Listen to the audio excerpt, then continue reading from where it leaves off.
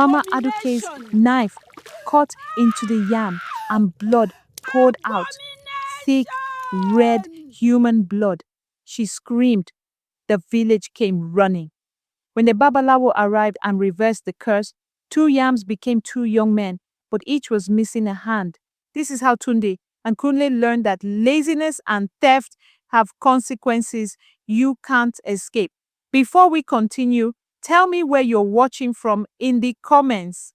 I want to see how far this story reaches. And if you're already hooked by what you just saw, hit that subscribe button, because this is just the beginnings. Now, let's go back and discover how Tunde and Kunle went from being best friends to becoming yams. Tunde and Kunle were inseparable, best friends since childhood. They did everything together, including choosing laziness over hard work. While other young men their age learned trades and worked farms, Tunde and Kunle discovered an easier way to make money. 3 times a week on market days, they positioned themselves at the big mango tree along the market road. There, in the chaos of traders and buyers, money sometimes fell to the ground unnoticed. Coins, naira notes, lost in the dust. Tunde and Kunle made it their business to find that money. It's not stealing, Tunde would say with his charming smile. The money is already on the ground. We're just recovering lost property. Exactly, Kunle would add, adjusting his oversized sunglasses. If we don't pick it up, someone else will. Their parents saw through the lies. When will you learn a proper trade? Tunde's father demanded. Your mates are building their futures. What are you building? I'm considering my options, Baba, Tunde would reply smoothly. I'm being strategic. Kunle's mother tried shame. People call you loafers, good for nothings. What woman will marry a man who picks money from the ground like a scavenger? Those people don't understand entrepreneurship, Mama, Kunle would respond, using big words he barely understood. But underneath the confident talk, both young men knew the truth. They were lazy. They had chosen the easiest path, and each day made it harder to imagine doing actual work. Their routine was simple. Wake up late, around 10 in the morning. Eat whatever their mothers had left them. Dress in their best clothes. Then head to the mango tree. They would stand casually, pretending to chat while their eyes scanned the ground like predators hunting prey. There, Kunle would whisper, nodding toward a 50 naira note half buried in dust. I see it. Wait, now. Tunde would swoop down, his movement smooth as if tying his shoelace, scooping up the note in one practice motion. On good days, they collected 200 or 300 naira, enough for beer and suya in the evening, enough to maintain the illusion they were doing fine without real work. The village noticed. Other young men looked at them with contempt. Tunde and Kunle, the market vultures, they called them. Too lazy to farm, too proud to learn a trade.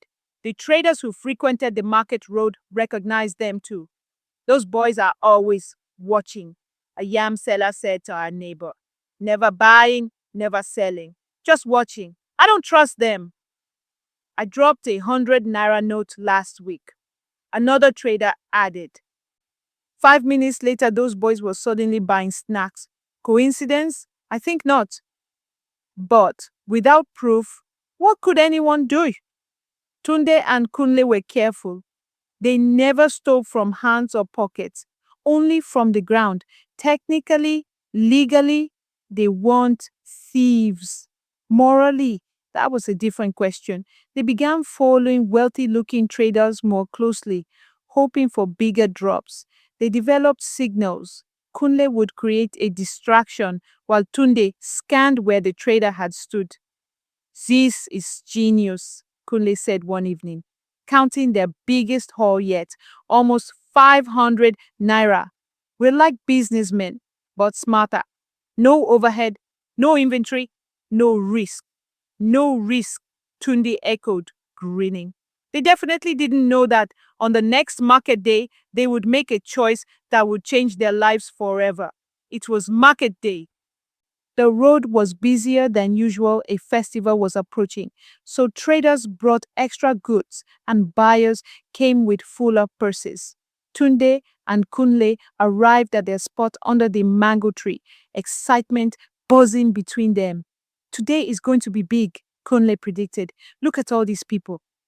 They had collected only 30 naira in the first hour when they noticed him. He walked with authority that made people step aside without being asked. His white agbada was pristine. Coral beads adorned his neck and wrist. His carved walking stick tapped rhythmically against the ground. But it was his face that commanded attention, weathered but ageless, with eyes that seemed to see through everything. Who is that? Kunle whispered. I don't know, Tunde replied, suddenly uneasy. But look at his clothes. That's real money. The man was Baba Ifagbenro, the village's most powerful Babalawo. But Tunde and Kunle, who rarely participated in village affairs, didn't know this. They only saw an old man who looked wealthy. Baba Ifa was returning from a consultation in the next village, carrying his divination bag and a leather pouch at his waist. The pouch was heavy payment for his services, mixed with sacred offerings. As he passed under the mango tree, the leather pouch slipped from his fingers and fell to the dusty road. He walked on, not noticing immediately. Tunde and Kunle saw it fall. Did you see that? Kunle's voice was barely audible. Yes, Tunde breathed. Should we call him? Are you crazy? Look at that pouch. It's heavy. This could be our biggest score. But what? It's on the ground. We're not stealing. Tunde hesitated. Something about the old man screamed danger, but greed silenced his instincts. Okay, quick. Kunle moved with practiced ease, walking past the pouch, bending to scoop it up, tucking it into his shirt. Then he kept walking, turning down a side path. Tunde followed, heart pounding. They didn't run. Running attracted attention. They walked normally to their hiding spot behind the old abandoned church. Only then did they celebrate. We did it, Kunle laughed, pulling out the pouch. Open it! Kunle's hands shook as he untied the leather strings. The pouch opened. Money, more than they'd ever seen. Naira notes, 500s, thousands, at least 50,000 naira, maybe more. We're rich, Tunde whispered. We can leave this village, go to Lagos, start a real business. They didn't notice the money felt oddly cold. They didn't notice the strange markings burned into the leather. They didn't notice the cowrie shells mixed with the cash. They only noticed the money. We hide this in my room, Kunle said, under the loose floorboard. We wait a week, then start using it slowly. They agreed to meet tomorrow to plan their future. They parted ways, both walking on air. Neither looked back toward the market road. If they had, they might have seen Baba Ifagbenro standing completely still, eyes closed, lips moving in silent words. He had realized his loss within minutes, and unlike normal people, he didn't need to retrace his steps. He simply asked the spirits, and the spirits told him everything. Baba Ifagbenro returned to his compound with dangerous calm. He went straight to his sacred room where outsiders never entered, where incense hung thick and walls were lined with mysterious objects. He set up his divination board and cast his opal chain. Show me the thieves. The pattern revealed them, Tunde and Kunle. Show me their hearts. Another cast. The pattern showed pride, laziness, no remorse. Show me their path. A third cast. No repentance, no intention to return what they'd stolen. Baba Ifa sat back, his face grave. Stealing from a Babalawo was not like stealing from anyone else. The money in that pouch wasn't just money, it was payment for spiritual work, connected to oaths and ceremonies. To steal it was to invite consequences beyond the physical realm. He stood and went to a red cloth covered calabash in the corner. Inside were items he rarely used, tools for transformations, for punishments that taught unforgettable lessons. They wished to live without working, he said to the spirits. They wished to take what they didn't plant. Let them become what they treat others' labor as. Harvest to be taken. Let them become yams. Just after midnight, when the barrier between worlds is thinnest, Baba Ifa completed the ritual. In their homes, both young men slept, dreaming of the money under Kunle's floor. Neither woke when the transformation began. By morning, when their families came to wake them, they found only yams, large, perfect yams where their sons should have been. Both families were terrified. They searched everywhere. They asked neighbors. No one had seen the young men leave. They had simply vanished, leaving mysterious yams that hadn't been there before. Maybe they ran away to Lagos, Tunde's father said, though his voice held no conviction. But why would they leave yams in their beds? Kunle's mother asked, staring at the tuber with growing dread. They searched for 3 days. They reported to the village head. But Tunde and Kunle had disappeared completely. Eventually, not knowing what else to do, both families took the mysterious yams and left them by the roadside. They couldn't eat them because something felt wrong, but they couldn't keep them in the house either. And that's where Mama Aduke found them. The sun was setting when Mama Aduke found the 2 yams by the roadside. Strange to find perfectly good yams abandoned, but at her age, with no children to care for her, she couldn't afford to question Providence. She took them home and began preparing her evening meal. She arranged firewood, set a pot, and placed the first yam on her cutting board. She pressed her knife against the brown skin. The knife cut through. Blood poured out. Not white starchy liquid, but thick, red, human blood. It streamed down the yam sides, pooling on the board, dripping to the ground. Mama Aduke's knife clattered from her hand. She screamed, a sound of pure terror that brought neighbors running. Iya Folake arrived first and froze at the sight. Call the elders. This is witchcraft. Baba Ogunlade came, examined the scene, and immediately sent for Baba Ifa. The Babalawo arrived with his divination tray and sacred objects. He knelt beside the bleeding yam, eyes closed, lips moving in silent incantation. The air thickened around him. He opened his eyes and looked at Mama Aduke. Where did you find these yams? By the roadside, near the market path, Baba. He nodded. Cut the second one. With shaking hands, she did. Blood erupted from it too, even more than the first. A woman in the crowd fainted. Children cried. Baba Ifa stood. These are not yams, he said quietly.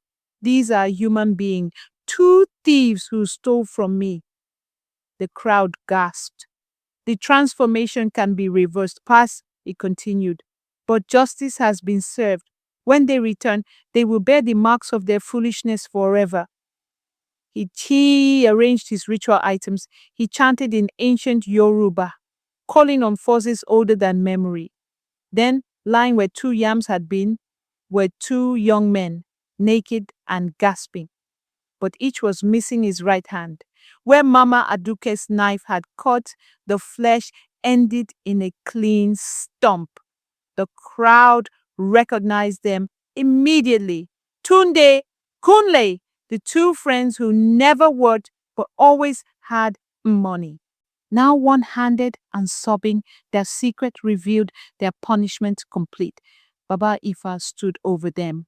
Tunde, Kunle, look at me. Slowly, they raised their eyes. Do you know what you stole from me? Yes, Baba, Tunde whispered. Your money. We're sorry. My money, Baba Ifa repeated. Payment for healing a sick child, for blessing a new married, for helping a barren woman. That money was sacred.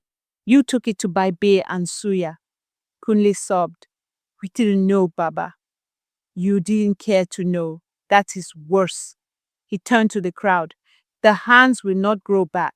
That is the cost of Mama Aduke slices. But they are alive. They are human. That is more mercy than they deserve. He looked back at the young men. From this day forward, you will work. You will learn a trade. And every time you look at your missing hand, you will remember that laziness has a price, that theft has consequences, and that nothing is ever truly free. Yes, Baba, they said in unison, completely broken. Someone brought wrappers to cover them. Their families pushed through the crowd, crying with relief and shame. As the crowd dispersed, the story began spreading. The two lazy boys who stole from a Babalawo and became yams. Tunde and Kunle's path forward was hard. One-handed work is difficult. One-handed life is challenging. But they learned.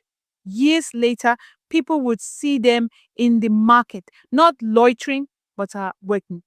Tunde became a storyteller, traveling to schools, his missing hand a visual lesson that made every story unforgettable. Kunle learned leatherwork, creating beautiful bags one-handed. His disability a testimony to human adaptability. They never stole again. Not even a kobo found on the ground.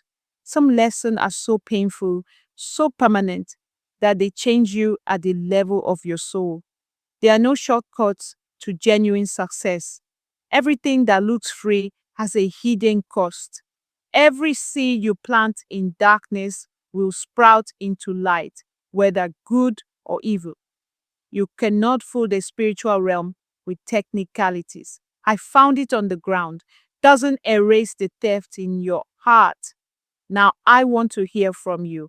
Drop a comment telling me, have you ever taken a shortcut and regretted it? What lesson did life teach you the hard way? Share your story. Let's learn from each other. If you like this video, hit the subscribe and turn on the notification bell to get notified when the next story drops. Until next time, keep your hands clean, your heart pure, and remember, the universe is always watching.